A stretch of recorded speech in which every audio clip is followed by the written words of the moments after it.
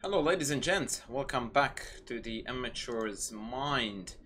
I haven't recorded a video for a long time, so I feel very guilty, and I would like to spoil you a lot with some awesome learning about endgames. It's what's on the agenda today, and we are going to observe these endgames through the Amateur's mind and hopefully a little bit through my mind as well.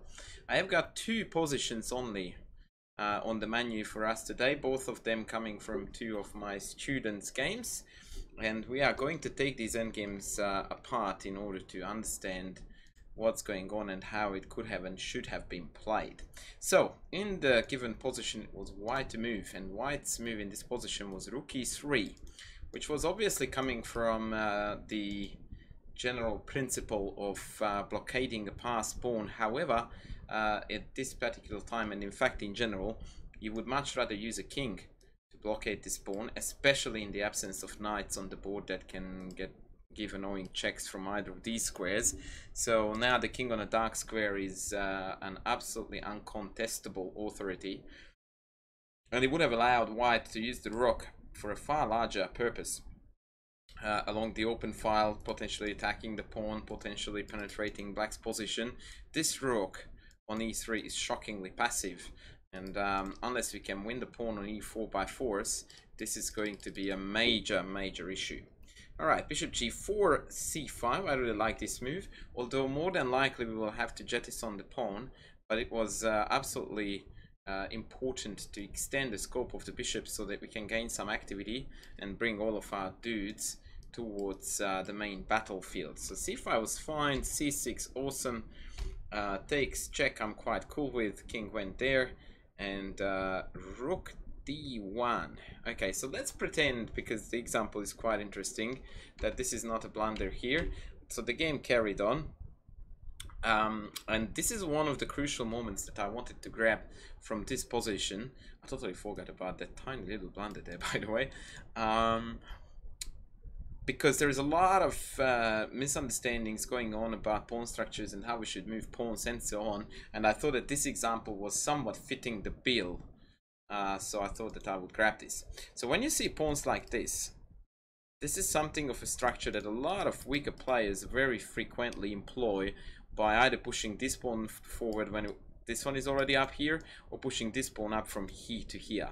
Now this is virtually the worst layout of these pawns in pretty much any endgame scenario, and the reason for that is because there is this giant gaping hole in between these two pawns that is basically an outpost for any pieces, and likewise these squares are also very good outposts for black pieces. So this is definitely the setup that we desperately want to avoid. This is a case where our pawns are not going in unison and they are not supporting one another. What I exactly mean by that is that in this position it would be absolutely imperative to be able to play g4, but we can't do that with one of these pawns supporting it because they both have passed it. Also, if you imagine the piece, this whole position with all pieces gone, if I play pawn h5, these two pawns as black would blockade these white three pawns, and I wouldn't be able to break through without separating, isolating my pawns. So here, instead of white's bishop a2, bishop e2 would have been a really awesome move, because what it does is that it prepares for g4, which by the way can't be prevented. And after g4, not only did we achieve that now our pawns are beautifully united and therefore they can march forward without weakening one another, but we are also eliminating the defender of the e4 pawn.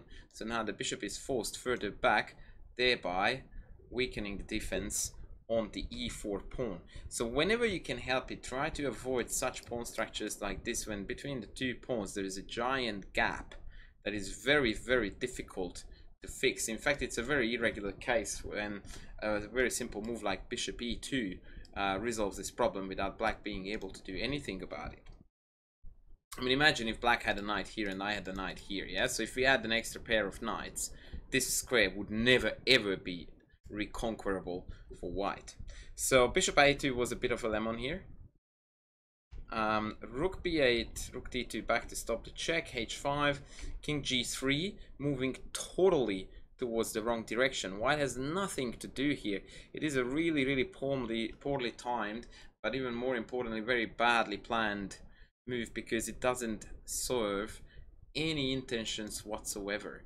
So if he wanted to relieve the rook and the king, perhaps c4 followed by moving the rook followed by king e3 towards the center was desirable. So this is again a typical problem with the amateur's mind, that perhaps here White did recognize that he wanted to come here, but then he went like, well, my rook is blocking it.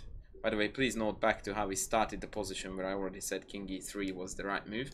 So he goes, okay, I can't go to e3 because the rook is there, and if I drop back then this hangs, so can't do it.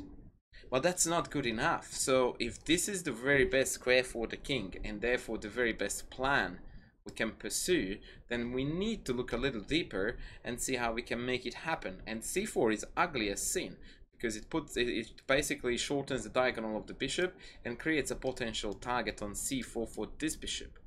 But even that is less important than the fact that now I can actually bring the king to the center and make it an absolute top piece.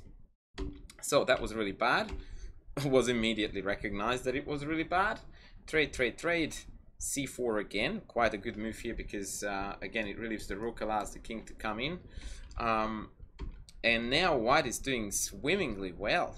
Look at that. Bishop here is hunting the pawn. The king is coming around here. Everything is perfect. Would you believe that we are going to lose this game? Well, that's precisely what happened. So rook went back. We took the pawn.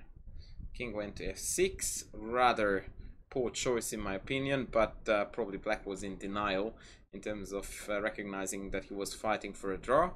And after bishop takes, rook b2 was played.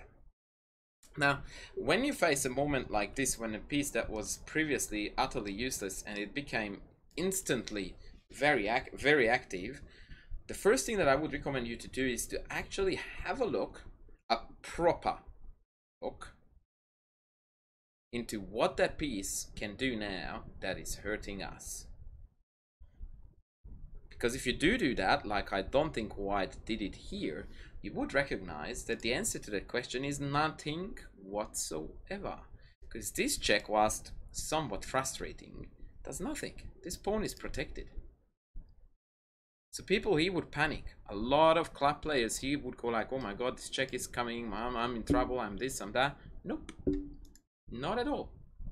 In fact, and it's very much against my chess principles, I really don't like to promote greed, but this pawn is perfectly safe to take. But much more to the point is the move that I would like to show you, which is king d2, which looks like it actually is walking into trouble, but once again the exact opposite is the truth, because now if check, I go here. If check, I go here. And look what has happened in the past 3 moves. My king from here has traveled all the way to the very best square on the whole entire board for it, whilst black was moving the rook back and forth on the open file without ever hitting a single target that was a realistic weakness. And now a4 is dropping. The game is essentially over. All the white pieces are beautifully centralized. No dramas. White is on the verge of winning. Instead, we play king f3 once again with the idea of keeping this guarded, which was already guarded by the pawn, and the king is feeling really uncomfortable. There is always a check here. I can't go to either of these squares, so what exactly am I doing on f3? Rook of course came in, pawn up. Once again, supposedly removing a weakness, but reality is there was no threat. Still no threat. We could have taken, we could have created some breathing room for the king by moving the rook if that was the need. Very poor choice. And now after this bishop move here, we are in severe trouble because this is mate. Like, that is just mind-blowing that compare this situation to the one with my king on d4. We could have had this, and instead we are facing a mate in one threat in a rook bishop ending. That's like almost impossible. And the sad reality is that this is the only way to actually keep some resemblance to material balance, because very cleverly here we have devised this check concept, which would regain the bishop. So if black were to take, then after check takes, in fact white would still be winning.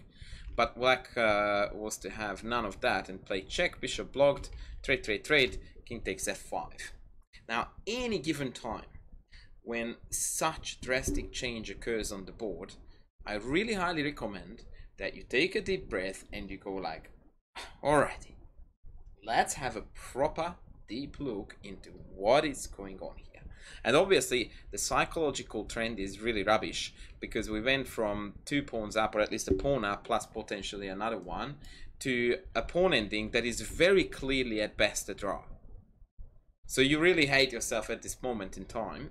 I'm totally with that, but we can't just give in and go like, yeah, I'm an idiot, I will lose now. No. Now, you need to readjust to the new circumstances. We have got a totally different endgame, and we need to play this now and get the absolute best out of it that we can. At this point, as you can see on the screen, white had 11 minutes on the clock. That's 10 times over what we need to evaluate this pawn ending correctly. The problem we are facing is that the kings are in opposition, and white has no pass moves. And this is really a curse. But at the same time it's a blessing, because the only sensible move we have to calculate is king e3. And shortly we will notice the first good news, that is that after king e5, king d3, the king doesn't have a penetration square here, so even gaining the opposition here does not give black anything tangible. So we go back and we go like, okay, but what happens if after king e3 they come into g4? And once again many would just stop hitting, okay, we're losing the pawn. But upon closer inspection, we will realize that in fact this pawn is not winnable, because I can always move up and down here. So even if I have to lose the right to move, I go here, here, here, and I hang on to the pawn, no worries. If the king goes back, I go here, and again I can hold the position here. If the king goes back, I go back, and it's all good. Once again, note that after he g6, I can go again here without risking anything, because the king can't come in here and can't come in here. Goes back, I follow it, and there is no way to break through. The game is an easy draw. However, white in this position, more out of despair than anything else, just lunged the pawn forward, which duly got taken, and we lost the game without firing a shot. This is how easily it can go. But at the same time, we have to admit that the game was very well seasoned with horrendous mistakes that led to allowing white to lose this. In particular, c5 here was a shocker, but on the way we have made so many dodgy decisions. King placement was consistently off. So if I were to write up a summary of how on earth did we lose this, I would start with the following summary, going back, sorry, I need to find, I'm going the wrong way, going back to here. So, king placement, wrong. Okay, okay, let's not talk about this. Understanding of pawn structure, totally off here, yeah? So we desperately needed to resolve this ugliness here. It's begging to be resolved. So that was number 2. Number 3 going back to number 1. Again, king placement. White constantly misplaces the king in the game, and note that at every single time when there is a massive mishap happening in terms of where the king goes, it serves no apparent reason. Like if you ask the white player, dude, why did you go to king g3? At very best, it would be like, huh? And just like in any other part of the game, if you are playing a move you can't explain, you shouldn't play it. It's just nonsense. Okay, so now, again for the 3rd time, king placement.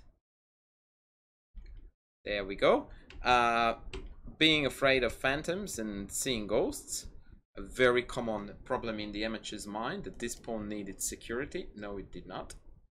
Totally saved by the bishop. Could have taken, we could have moved the rook away, you name it, we could have done it. And last but not at least, and this is probably one of the best lessons you can take away from this, is to remain calm and assess objectively. Because white thought he was dead lost. Whereas the reality is that it's a dead draw.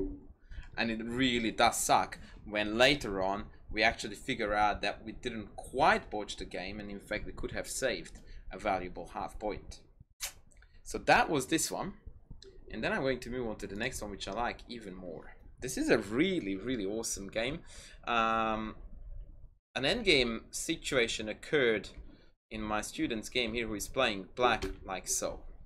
And this is where I want to join the fray, because I think I can demonstrate a lot of thoughts and thought process from the point of the amateur's mind here that would go through a lot of people's brains and would lose games because of those thoughts. So, number one, IG2 has been played.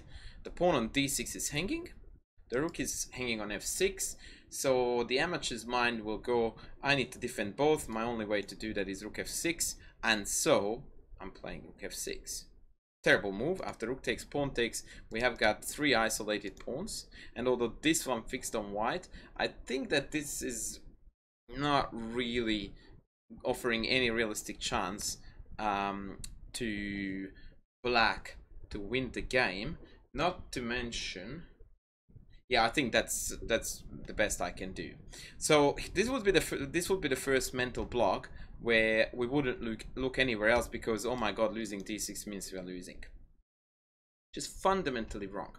Student plays rook g4, excellent stuff, mint chess. Rook takes d6, bishop e4, and the game is indeed over, but with a different outcome. So now king f2 is forced, and the rook swings back to g6.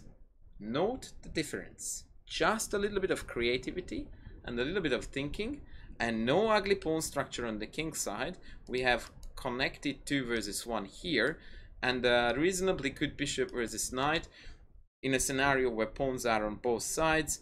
Black is the one playing for a win, hands down. Alright, so that's a very important thing to establish, that a lot of amateurs player in this position would go like, yep, black is on the back foot. Not at all. The position according to the computer is dead draw, and I'm more than happy to accept that, but this is a playable draw. If I give this position to 2 1800s to play 100 games, I can guarantee you that the number of decisive games rather will be very close, if not more, to the number of games they would draw. So there is plenty of scope here for playing. King f7, love the move. Again, a typical phenomenon, and I spoke about this in my videos so much that I feel like a broken record, and yet recurs every single game 25 times, is that amateurs don't allow their opponents to blunder. And it sounds very condescending and very cocky, but trust me, I have seen thousands of games in my coaching career in this under 1800 or even under 2000 section. Constant theme. Because what does knight f4 tell me? Well, I don't know if he wants to take it, but he certainly can. Is it a good move? If I go king f7, well, is this a good idea to transpose into a pawn ending? To many, it's not obvious.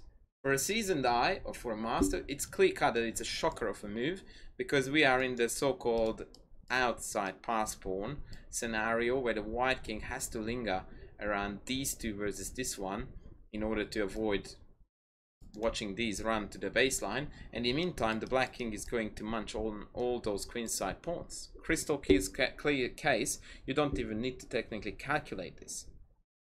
That's it. So here a lot of players would go like, oh my god, bishop is hanging, so let's just move away. Not a bad move. But king f7, which will have to be played, is such a clever way to go about this, so much smarter, because now if the king plays e3 like they should, then I can now still play bishop b1 if I want to, and king f7 was coming anyway. So these are little nuances that can help you a lot. This is not really endgame technique. It's just allowing your opponent to be dumb. There is nothing wrong with that. It's not a cheapo, it is the perfectly best move, but it allows a mistake that bishop b1 king, the bishop b1 king e3 king f7 move order would have preempted. I don't want my opponent to not to have a chance to go wrong. Right, so king f7, now we go b1, king f6. Excellent chess. Yeah, absolutely excellent chess. King d4, reasonably good. g5, knight in h5. I absolutely love my student for doing this. Because once this lands on the board, once again, let's switch into the amateur's mind. What is the most common thought that we would get? Oh my word, knight c7, I can't defend my pawns. And as soon as this thought settles in your brain, guaranteed panic, guaranteed wrong reaction, and all this coming from a totally wrong, rushed, and not calculated, very, very sloppy assessment, which was, oh my god, this is coming. Seasoned players approach. These are going in. Knight goes that way. Who is gonna stop my pawns? Bring it on, baby. And goes h5, knight c7, king f5. Beauty. Absolutely loving it. And this is a barrier that a lot of amateur players can't cross, but half of the time they can't cross it because they're not willing to cross it, because all it takes is just a little bit of dedication to calculation. Let's see what happens. Oh, don't restart it, just please. Knight c7, king up, knight takes h5. Do they have a pass pawn? No. Okay, so if then they go knight c7, I go king f4, knight takes g4, a4, g3, h4, sorry, and we are going to promote with check. Da-da! Thank you. Please take my pawn. Mwah. Beautiful stuff. Absolutely heartwarming. And in fact, that was the last chance for white to stay alive. Yes? Excuse me, you heard that right. So the move that we feared so badly, 19 followed by 19, led to a situation where white has only one move. And that's it. And here still a lot of amateur players would be going like, oh my god, I'm losing another pawn, being totally oblivious to the fact that the position is no longer about how many pawns are dropping. The position is about who is getting a queen first. And very clearly, this is another two moves that white is spending on not getting a queen. And I will play it out for you because this is precisely what happened in the game. Up takes h4. Let's take stock of what happened. White has spent 5 moves on eliminating all queenside, actually 6, on all queenside pawns. All of them. As a result, he's utterly, hopelessly dead lost. And this is what most players would have feared. And I can guarantee you that there are lots of players on that level who, after watching this video, they would still be feeling very, very reluctant to believe that they can get away with something like allowing this pawn to drop. Simply because people are so addicted to material and they so underestimate the value of dynamic chess. And this is it. G3 takes, and they could have resigned. They played on, but that was the end of it. I will spare you from the rest. Black converted beautifully. I mean, let's face it, it's an extra queen. And all this was stemming from one correct judgment call, and that was that there is no way that white is gonna get away with this, and neither should they. And so black correctly set upon the path of shutting the king out. Note, by the way, how this king seems to be on an extremely useful square. In fact, right now it does not have a single square it can go to. Absolutely mind-blowing. And that means that there is no potential piece on the board that could stop this duo from home run. Beautiful chess. And here, game over. White's only chance here was to play a4 takes c4 and go like mad with this pawn in. And even here, actually black is going to strike first. So here I think knight check is necessary. And after check, the king has to come back, d6, and yes, I think the way how it's a draw is that after g3, white has to give this check. King drops back to f7, not to e6, because then after pawn takes h3, I can check that down. Hence king f7, so that we are outside of the checks of the knight. And then now, if takes, then black still wins, I think, is it? They have g4 there. I mean, now g3 was the recommended move by the computer. I'm trying to figure out wherein lies the difference, because it seems to me that this is still easily, in fact now black has to watch out. So perhaps here I've got something like this. What's going on here? Oh, apparently this is winning. Wow. Okay, that's cool. I didn't realize that this was winning. I find it very difficult to believe that this is a win. Bishop g6, if I go here. Ah, okay, because now I can outsmart the knight. Wow. So takes, king here, and we win. Bravissimo. Well done. I didn't realize that. So the draw is to sack the knight, and then, yeah. This we definitely cannot win. And that was White's last chance. And with that, the board is gone. He went knight c7 back, he took the pawn, he took another pawn, happy days, he took all black pawns, except he lost the game. That's how easy it is, based on just really not in-depth calculations and scared thoughts that, oh my god, my pawns are on, I have to defend them. This is the type of thinking that has no room in chess at all, in particular in endgames. And that's pretty much I wanted to say, until I recognized one more thing about this endgame that I can't help but show you. And that was that in this position, actually rook g4 was not the only way to keep a lot of dynamite in this position and play for a win for black. But there was also rook f3, and I absolutely adore this move. This is amazing stuff. All this is about activity. Oh, but we're losing pawn, and probably another. Yeah, well, I don't care. Mate is the threat. That is what I do care about.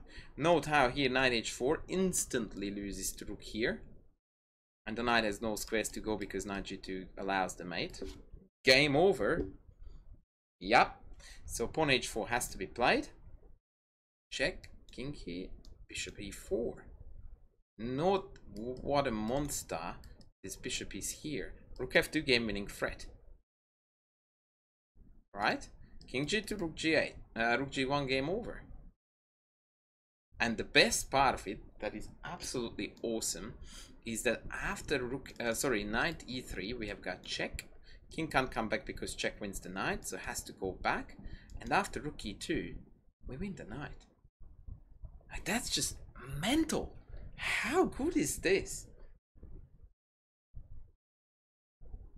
The two black pieces are simply dominating the knight. Knight g4 loses to check, and the knight drops, and knight f1 actually doesn't lose a knight, it loses a rook. GG. But in fact, first I would take all pawns with the windmill motif. Look at that. This is why you can't possibly assess a position like this, going like, oh, my pawn is hanging, I must defend. That's not a mindset, that's tunnel vision. A correct mindset in this position is to, okay, I may lose this, but look at what a heap of counterplay I'm generating. And it's crystal clear to see, even if we don't see these amazing motifs, that the rook is wrecking havoc. Not right there, but after bishop e4, that is. Like, if it's allowed, even if this doesn't drop, everything is gonna drop. And the way to counter it, which makes this really a amazingly, fantastically beautiful example, is again dynamic chess.